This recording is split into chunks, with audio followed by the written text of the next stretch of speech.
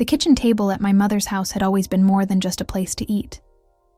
It was our family's unofficial command center, where bills were paid, homework was completed, arguments erupted and resolved, and where secrets were occasionally spilled. But on that particular Sunday afternoon in late September, I had no idea that the folded piece of paper tucked beneath my mother's ceramic salt and pepper shakers would change everything I thought I knew about my sister. I was only supposed to be there for a quick visit. Mom had called that morning asking if I could drop off some medications she'd forgotten at my place the day before. At 42, I'd built a comfortable life for myself in Rochester, just 30 minutes from my childhood home in the suburbs of Buffalo, close enough to be available when needed, but far enough to maintain my independence, a delicate balance I'd spent years perfecting. "Sarah?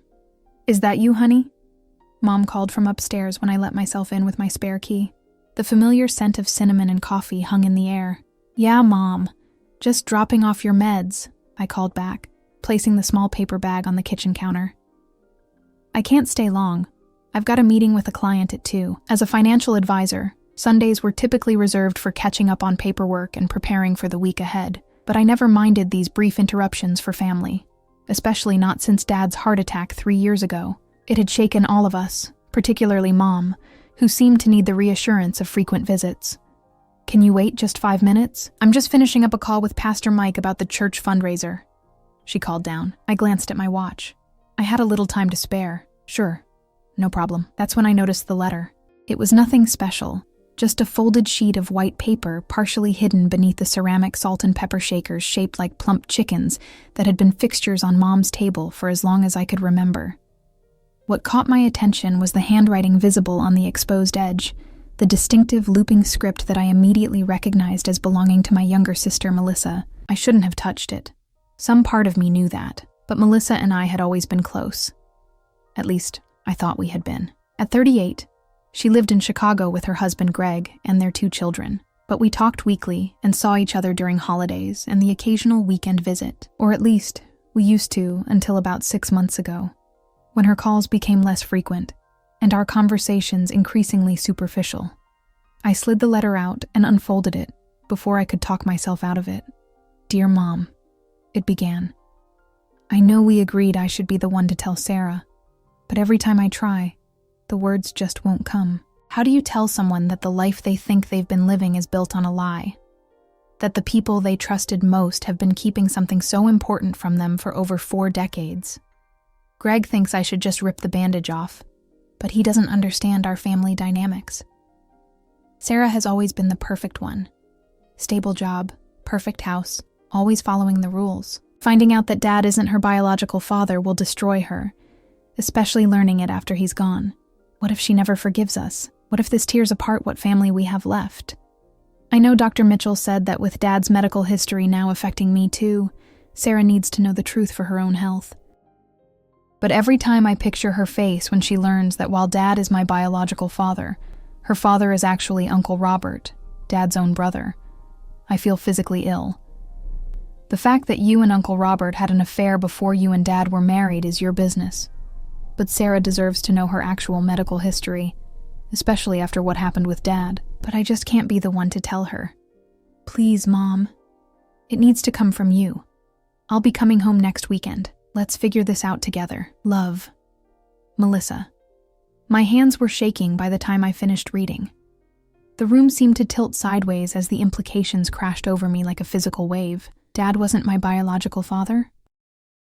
Uncle Robert, my father's younger brother who had moved to California decades ago, and whom I'd only seen a handful of times throughout my life, was my real father? A creaking floorboard overhead reminded me that Mom was still on the phone upstairs. In a panic, I refolded the letter and slid it back under the ceramic chickens, my heart pounding so hard I could feel it in my fingertips. When Mom came downstairs 5 minutes later, I was sitting at the kitchen table with a forced smile, feeling like I might throw up. Thanks for waiting, sweetie. She kissed the top of my head as she had done since I was a child. Do you have time for a quick cup of coffee? I looked at her, this woman I'd known all my life, and suddenly felt like I was staring at a stranger. There were questions burning in my throat, accusations fighting to break free, but all I managed was, "Sorry, Mom. I really need to get going. Is everything okay?" she asked, her brow furrowing in concern. "You look pale." "Just stressed about work," I lied, already backing toward the door. "I'll call you later this week, okay?" I drove home in a daze, the letter's contents playing on repeat in my mind. Dad had passed away just last year, a second, more severe heart attack that he hadn't survived.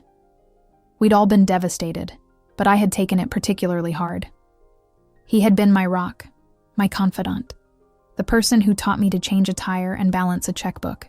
We'd had the same analytical mind, the same dry sense of humor, the same tendency to furrow our brows when concentrating, except now I knew why I didn't have his cleft chin or his curly hair. Those weren't recessive genes or random genetic variations as I'd always assumed. They were absent because he wasn't my biological father. When I got home, I ignored the stack of client folders on my desk and instead pulled out old family photo albums. I studied pictures of Uncle Robert from family gatherings over the years, looking for resemblances I might have missed. The shape of his eyes, the angle of his jaw, the way his smile tilted slightly higher on the left side, just like mine. How had I never noticed before? And more importantly, how could they have kept this from me for my entire life? The days that followed were a blur. I called in sick to work for the first time in years. I ignored calls from both Mom and Melissa.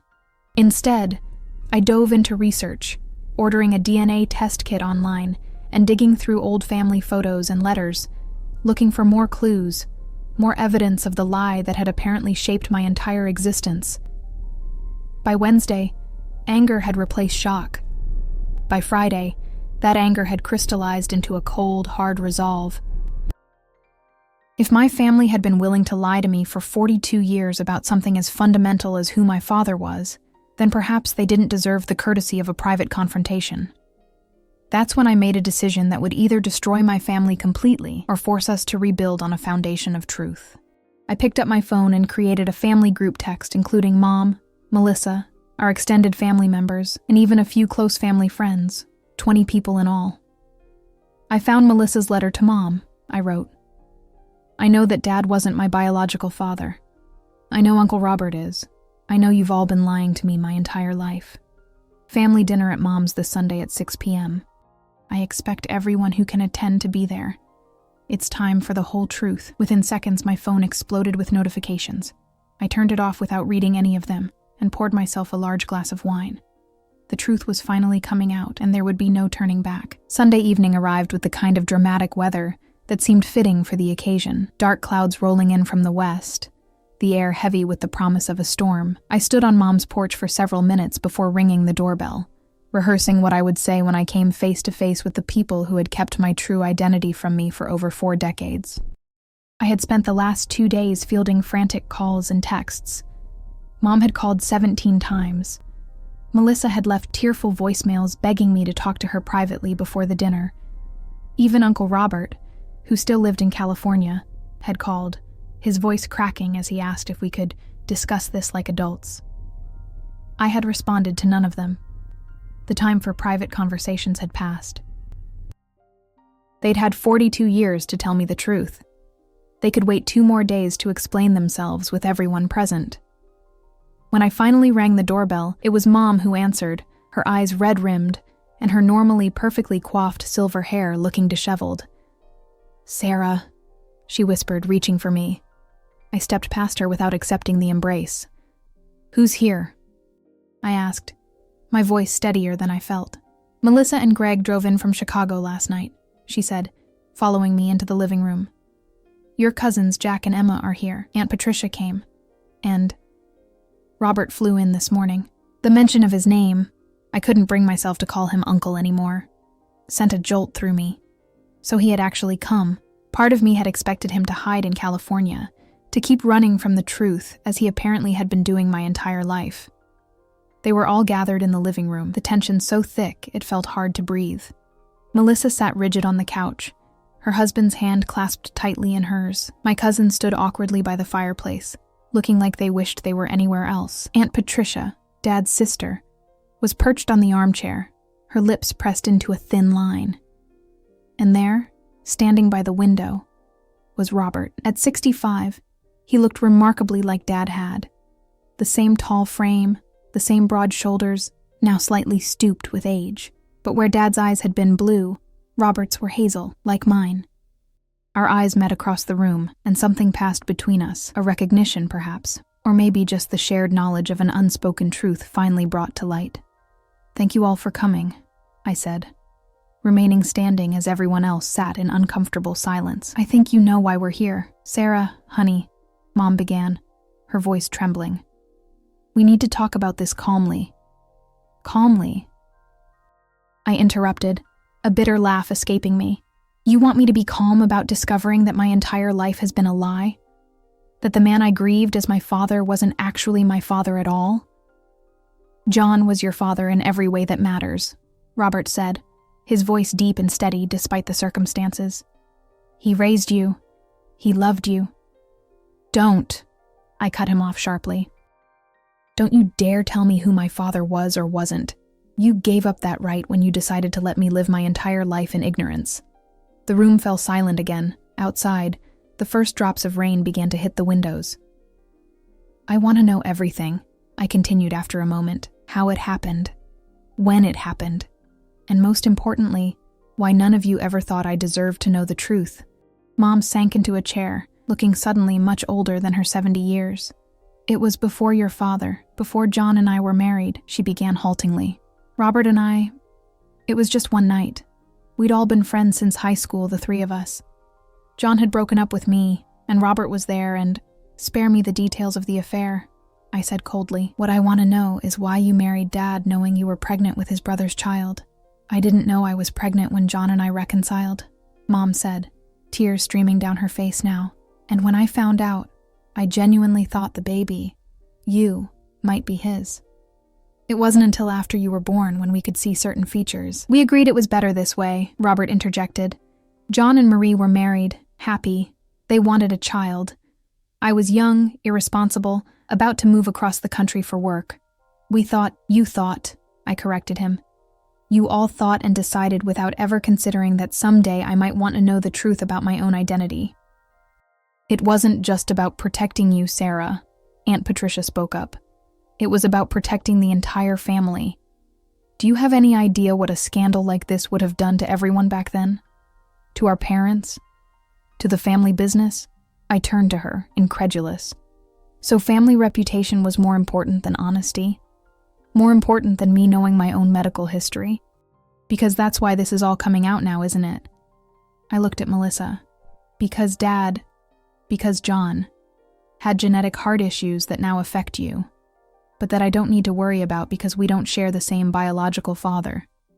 Melissa nodded miserably. "Dr. Mitchell said you should be tested for Uncle Robert's family medical history instead. That's when I realized we couldn't keep the secret anymore."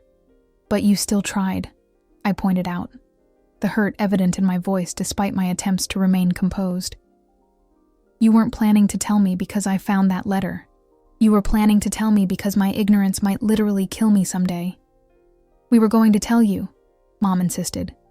"We were just trying to figure out how, when." "I'm 42 years old," I shouted, finally losing the grip on my composure. "There is no good time to tell someone that their entire life has been built on a lie. But somewhere in the last 4 decades might have been better than never." The room fell silent again, except for the sound of the rain, which had begun to fall in earnest now, drumming against the roof and windows.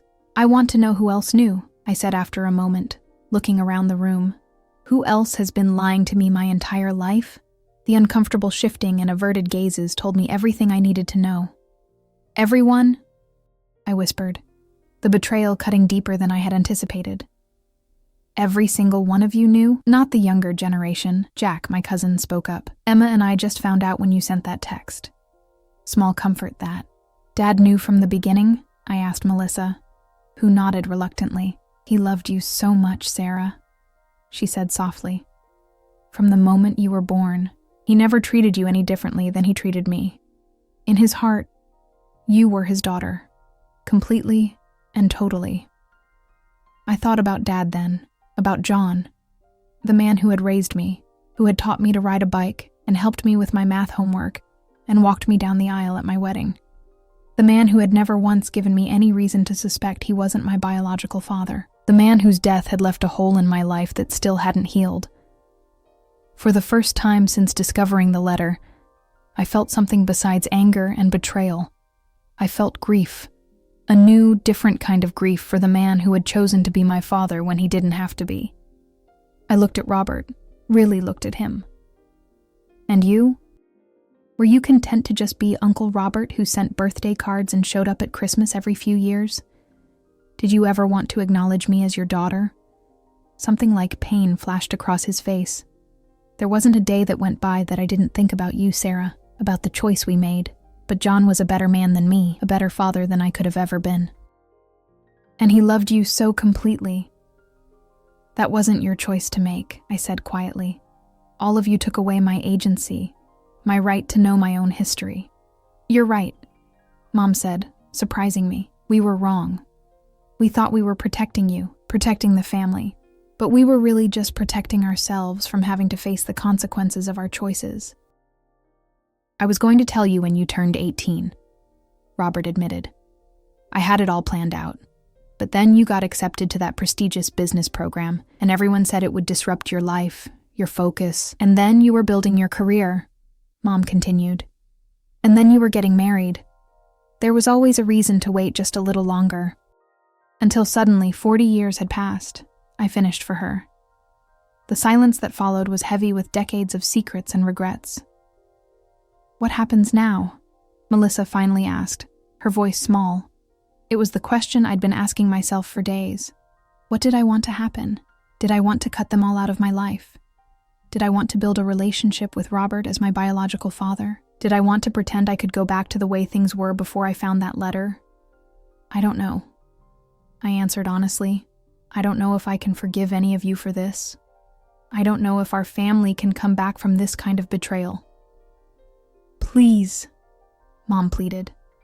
We made a terrible mistake, but we love you, Sarah. All of us. That has always been true. I looked around at the faces of my family, the people who had shaped my life, for better or worse. The anger was still there, burning beneath the surface, but there was something else too, a recognition that families are complicated, messy things, that people make devastating mistakes sometimes, even with the best of intentions. I need time, I said finally. I can't just forgive and forget. This isn't a missed birthday or a thoughtless comment. This is my identity, my history, my truth that you all kept from me. I turned to Robert. And you and I don't know what we are to each other now. I don't know if we can build anything real after all this time. He nodded, his eyes suspiciously bright. I understand. But I hope someday you might give me the chance to know you, not as your uncle, but as whatever you want me to be in your life. The storm outside had intensified, lightning occasionally illuminating the room in stark flashes. It matched the tumult inside me, the clash of anger and hurt, of betrayal and understanding, of the past I thought I knew and the uncertain future ahead. I think I need to leave now, I said, suddenly feeling suffocated by the weight of all the emotions in the room, both mine and everyone else's. Will we hear from you? Melissa asked, her voice cracking. Despite everything, the pain in my sister's voice, and she was still my sister, regardless of our biological connection, cut through me. Eventually, I promised, but not right away. I need to process all of this.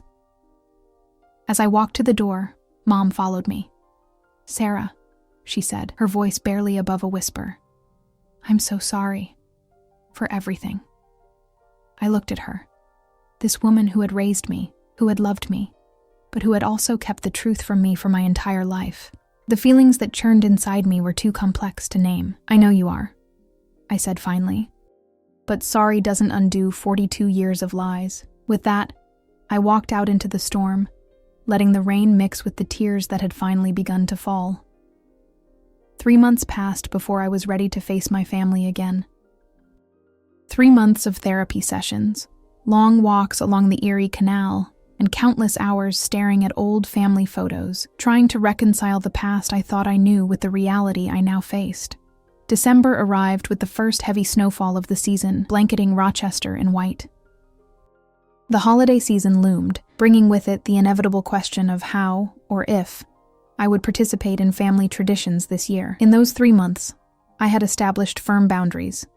I responded to texts but declined calls. I sent brief email updates but refused invitations to get together. I needed the distance to sort through my feelings without the influence of their explanations or apologies. My therapist, Dr. Levine, had been instrumental in helping me navigate the complex emotions that came with such a profound revelation. Identity is fluid, she'd told me during one particularly difficult session. Finding out about your biological father doesn't erase the relationship you had with the man who raised you. Both can be true at once. John was your father in all the ways that matter, and Robert is your biological father. You get to decide what these relationships mean to you now. The DNA test I'd ordered had confirmed what the letter revealed. Robert was undeniably my biological father. But as the initial shock and anger began to subside, I found myself thinking more about Dad, about John, and the unconditional love he had shown me throughout his life. There had never been a moment when he had treated me as anything less than his daughter. Never a birthday forgotten, never a school event missed, never a time when he hadn't been there when I needed him. That was fatherhood in its truest sense, regardless of biology. And yet, there was Robert, a man who shared my DNA, who had respected another man's role as my father, who had lived with this secret for decades. I wasn't ready to call him Dad, might never be ready for that. But I had begun to wonder if there was a place for him in my life, a relationship we could build that honored the truth without diminishing what I'd had with John. It was this thought that eventually led me to pick up the phone one snowy evening in mid-December. "Hello?" Robert's voice sounded cautious, uncertain. "It's Sarah," I said, my own voice steadier than I expected. "I think we should talk. Just the two of us." We agreed to meet the following day at a quiet cafe halfway between Rochester and Buffalo. When I arrived, Robert was already there, sitting at a corner table with 2 cups of coffee in front of him. "I remembered you take it black," he said as I sat down across from him. "At least you used to when we had Christmas breakfast at your parents', at Marie and John's house." The fact that he'd noticed such a small detail about me over the years touched something unexpected inside me. "I still do," I confirmed, wrapping my cold hands around the warm mug. For a moment, neither of us spoke. There was so much to say, and yet finding a place to start seemed impossible. "I've been thinking a lot about Dad," I finally said, deliberately using the term for John, about the kind of man he was, to raise another man's child as his own without resentment. Robert nodded, his eyes sad. "John was the best of us, always was, from when we were kids. I spent years feeling guilty for what happened, for the position we put him in. But he never once made me feel that you were anything but his daughter. He was fiercely proud of you, Sarah." "Did you ever regret the decision?" I asked. "To step aside, to let him be my father?" Robert considered the question carefully. "I regretted the circumstances that led to the decision," he said finally. "I regretted that we weren't honest with you when you were old enough to understand. But seeing the father John was to you? No, I don't regret that part. I wasn't ready to be a father then. I was selfish, career-focused. You deserved better than what I could have given you. And now?" I pressed. "What do you want now, Robert?" He looked surprised at the directness of the question. "Now I want whatever role you're willing to let me have in your life. I've missed out on being your father, and that's a consequence I have to live with. But maybe, if you're willing, I could be your friend. Someone who cares about you, who wants to know you better." There was no manipulation in his words. No pressure. Just a simple truth offered without expectation. It was refreshing after months of emotional turmoil. "I'd like to try that," I said. "I can't promise how it will work out, but I'm willing to try." The relief in his eyes was palpable. That's more than I hoped for, honestly. We spent the next 2 hours talking. Really talking. He told me about his life in California, his work as an architect, his divorce 20 years ago, his regrets and accomplishments. I told him about my career, my passions, my memories of growing up. It wasn't the conversation of a father and daughter reunited, but of 2 adults beginning to know each other honestly for the first time. As we prepared to leave, Robert hesitantly asked, "Have you spoken to your mother or Melissa recently?" I shook my head. "Not beyond texts. I'm not ready for a big family reconciliation yet." They miss you terribly, he said gently. Especially with Christmas coming, the mention of Christmas brought a familiar ache. For as long as I could remember, Christmas Eve had been spent at Mom's house, with extended family gathering for dinner and the tradition of opening one gift before midnight. The thought of breaking that tradition, of spending the holiday alone while they all gathered without me, suddenly seemed unbearably sad. I'm still angry with them, I admitted. But I miss them too. It's complicated. Family usually is, Robert said with a small smile. Just consider it.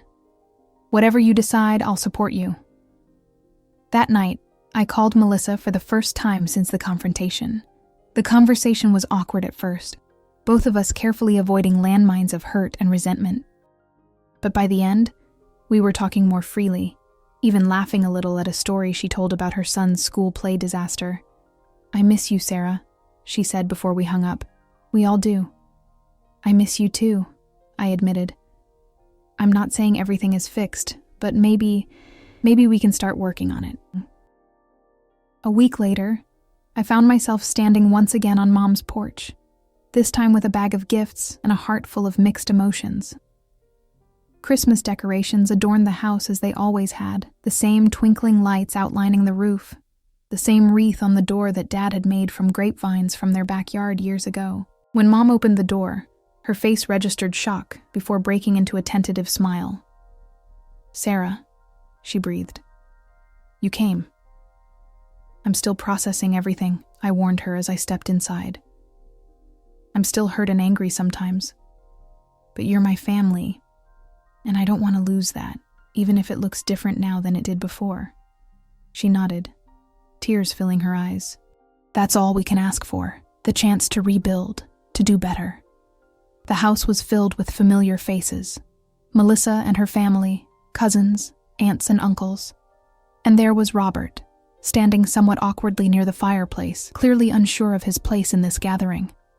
As I moved through the room, greeting everyone, I noticed a new photo on the mantle that hadn't been there during our confrontation 3 months ago. It was of Dad, John, holding me as a baby, his face alight with love and pride. Beside it was a photo I'd never seen before, Robert and John as young men, arms slung around each other's shoulders, laughing at something off camera. The sight of these photos side by side, these two brothers, these two parts of my history, brought a lump to my throat. Later, as we gathered around the dinner table, the conversation flowed more naturally than I had expected. There were still moments of tension, still careful navigations around certain topics. But there was laughter too, and genuine warmth. I'd like to propose a toast, Robert said unexpectedly, raising his glass. All eyes turned to him, and I could see the nervousness in his face. To John, he said simply. My brother, who taught me more about what it means to be a man, to be a father, than anyone else ever could. We miss you every day. To John, everyone echoed, glasses raised. As I raised my own glass, I caught Mom's eye across the table. There was a question there, a hope. And, I added, my voice steady despite the emotion behind it, to family. Not the perfect, unblemished version we sometimes pretend to have, but the real, messy, complicated family that we actually are. To telling the truth, even when it's hard. To forgiveness, even when it takes time. And to love, which can transcend biology, betrayal, and even death. To family, they repeated. And in that moment, surrounded by these flawed, loving people who had shaped my life in ways both wonderful and painful, I felt something inside me begin to heal. The truth hadn't destroyed us after all. It had forced us to confront our past, to acknowledge the pain and mistakes, but it had also created space for something new to grow, something based on honesty rather than secrets. As the evening wound down, I found myself standing beside Robert in the kitchen, both of us rinsing dishes to load into the dishwasher. Thank you, he said quietly, for giving us all another chance. I'm not doing it for you, I told him honestly. I'm doing it for me, because I don't want to live the rest of my life defined by anger and betrayal. Because I want to honor the love Dad, John, showed me by being capable of forgiveness. Robert nodded, understanding in his eyes. He'd be proud of you. He always was." "I know," I said, and for the first time in months, the thought of Dad brought more comfort than pain. "And I think he'd want us to find our way forward from here, all of us." Outside, snow was falling again, covering the world in a clean, white blanket. Tomorrow would bring its own challenges, its own moments of doubt and pain and healing. The road ahead wouldn't be easy. Trust, once broken, takes time to rebuild. Relationships, once fractured, don't mend overnight. But as I looked around at my imperfect, complicated family, I knew with certainty that we would find our way. Not back to what we had been, but forward to something new, something true. And in that truth, however painful its revelation had been, there was freedom. The freedom to know myself completely. The freedom to choose forgiveness. The freedom to redefine what family meant to me. The secret was out, exposed to everyone as I had intended in my moment of anger and betrayal. But what had emerged from that exposure wasn't the destruction I had feared, or perhaps even wanted in those first raw days of discovery. Instead, it was an opportunity to know and be known, to forgive and perhaps someday be forgiven, to love more authentically than before. And that, I was beginning to understand, was worth more than any comfortable lie could ever be.